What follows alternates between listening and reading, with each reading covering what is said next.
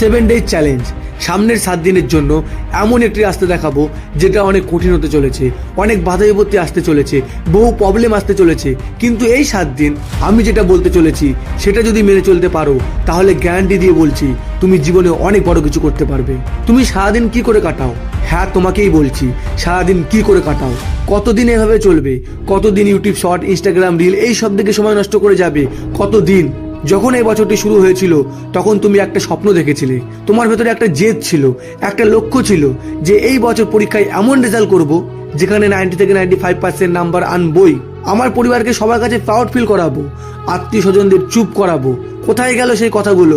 কোথায় গেল সেই মোটিভেশন? কোথায় গেল সেই এনার্জি? শেষ হয়ে গেছে। আজ তোমার জীবনে কি অকাদ আছে? হ্যাঁ, এই কথাটি বলছি, কি অকাদ আছে? যে কি করেছো জীবনে? কিচ্ছু করনি, তাই তো? তাহলে জীবনে কিছু করতে চাও? বড় কিছু করতে চাও? হ্যাঁ, করতে তো চাই, তাহলে পড়াশোনা তো করতেই হবে। কেন করছো না পড়াশোনা? ডিস্ট্রাকশনের জন্য?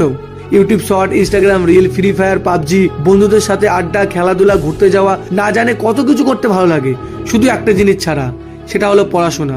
কি তাই তো? কেননা এগুলো করতে তোমার ভালো লাগে, মজা লাগে, কিন্তু পড়তে বসলেই আর ভালো লাগে না, আলসি লাগে, ঘুম পায়, না জানে কত কি। দেখো বন্ধু, তোমাকে একটা স্টোরি ইমাজিন করাই। ভাবো কালকে তুমি মারা গেলে, তারপরে কি হবে? ইমাজিন করো, সবাই আসবে, আত্মীয় স্বজন আসবে, রিলেটিভ আসবে, বন্ধু বান্ধব আসবে, সবাই দুঃখ প্রকাশ করবে, মা বাবা কান্না করবে, কিন্তু ধীরে ধীরে সবাই তোমাকে ভুলতে থাকবে। 1 মাস যাবে, 2 মাস যাবে, 3 মাস যাবে, এইভাবে একটা সময় সবার থেকে পুরোপুরি মুছে যাবে। হয়তো কোনো অনুষ্ঠানে তোমাকে মনে পড়বে বা নাও পড়তে পারে, কিন্তু তোমার বাবা মার মন থেকে কোনো দিন মুছতে পারবে না, কেননা তারা তোমাকে ভালোবাসতো। আর ওই সময় তোমার কিরকম মনে হবে? তোমার বাবা মাকে দেখে কিরকম মনে হবে জানো? তখন তোমার মনে হবে ভাগ্যিস যেই স্বপ্নটা আমি দেখেছিলাম সেই স্বপ্নটা যদি পূরণ করতাম, বাবা মার চোখে সেই প্রাউড ফিলটা যদি দেখতে পারতাম, সেই স্বপ্নটা আমি পূরণ করতে পারলাম না। ভাগ্যিস যদি আমি বাবা মাকে একটা বড় বাড়ি গিফট করতাম, সেটাও করতে পারলাম না। ভাগ্যিস যদি আমি বাবা মাকে একটা দামি গাড়ি গিফট করতে পারতাম, সেটাও পারলাম না। আফসোস, সেই রকমই 40 থেকে 45 বছর বয়সে গিয়ে তোমার মনে হবে ভাগ্যিস যদি করতে পারতাম। এই আফসোস জিনিসটা বহু খারাপ জিনিস, এটি তোমাকে তিলে তিলে কষ্ট দিয়ে যাবে সারাটা জীবন। আমি এই গল্পটা কেন বললাম জানো? গল্পটা বলার একটাই উদ্দেশ্য, যে আজকে দিনে দাঁড়িয়ে তোমার মনে হয় ডিস্ট্রাকশন অনেক বড়, যে এটাই তো মজা, পড়াশোনা সেটা তো কাল থেকে করব, কি আসে যায় একদিনের জন্য। কিন্তু এই কাল কাল করেই কত দিন, কত মাস, কত বছর চলে গেল, সেটা তুমি এখনো বুঝতেই পারলে না। কিন্তু যখন বুঝবে তখন কিচ্ছু করার থাকবে না, তখন তোমার মনে হবে ভাগ্যিস যদি তখন পড়তাম, ভাগ্যিস যদি এই কাজটা করতাম। তাই এই আফসোস জিনিসটা না করতে হয়, তার জন্য মাত্র 7 দিন দিয়ে দেখো। তারপর যদি পড়াশোনায় মন না বসে তখন আমাকে যা খুশি বলবে। এই 7 দিন পরিশ্রম তোমাকেই করতে হবে, তোমার লাইফের প্রবলেম তোমাকেই ডিল করতে হবে। আমি জাস্ট একটা রাস্তা দেখাবো। এই যে পড়াশোনায় মন কেন বসে না, প্রবলেমটা কি?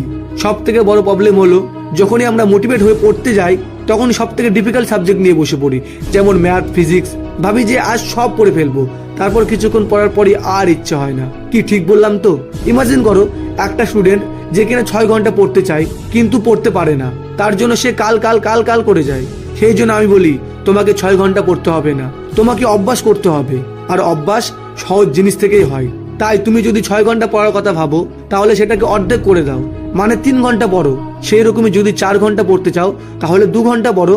ধরো তুমি 6 ঘন্টা পড়তে চাও, তাহলে তুমি তার অর্ধেক মানে 3 ঘন্টা পড়ো টানা 7 দিন। কিভাবে পড়বে সেটাও আমি বলে দিচ্ছি। তোমাকে হ্যাবিট তৈরি করতে হবে। প্রথম দিন তোমাকে 3 ঘন্টা পড়তে হবে। 3 ঘন্টা পড়া তো সহজ তোমার জন্য, যদি তুমি 6 ঘন্টা পড়ার কথা ভাবো। সেই রকমই যদি 2 ঘন্টা ভাবো তাহলে 1 ঘন্টা পড়ো, কোনো ব্যাপার না, কিন্তু পড়ো। দ্বিতীয় দিন যখন শুরু হবে তখন তোমার ব্রেনকে বলতে হবে যে আজ 3 ঘন্টা 15 মিনিট পড়বো। 15 মিনিটে আর কি আসে যায়, 3 ঘন্টা 15 মিনিটই তো পড়তে হবে। যদি 1 ঘন্টা ভাবো তাহলে 1 ঘন্টা 15 মিনিট পড়তে হবে, এতটা তো করতেই পারবে। আর মনে রাখবে এই 7 দিন সব থেকে সহজ সাবজেক্টগুলোকে তোমাকে পড়তে হবে, যেগুলোকে পড়তে তোমার খুব ভালো লাগে।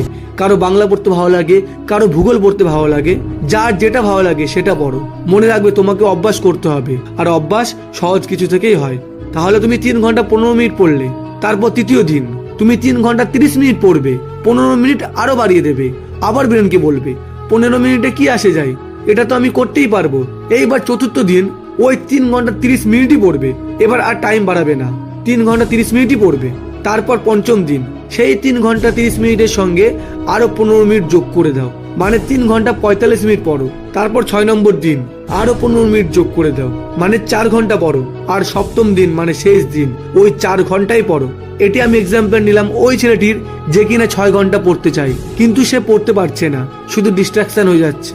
যে কাল থেকে পড়বো শুধু কাল কাল করে যাচ্ছে, কাল কোনো দিন আসবে না, আজই করতে হবে, এই সব আজ থেকেই করতে হবে। যদি তুমি 3 ঘন্টা পড়তে চাও তাহলে 1.5 ঘন্টা থেকে শুরু করো, আর 15 মিনিট করে বাড়িয়ে যাও।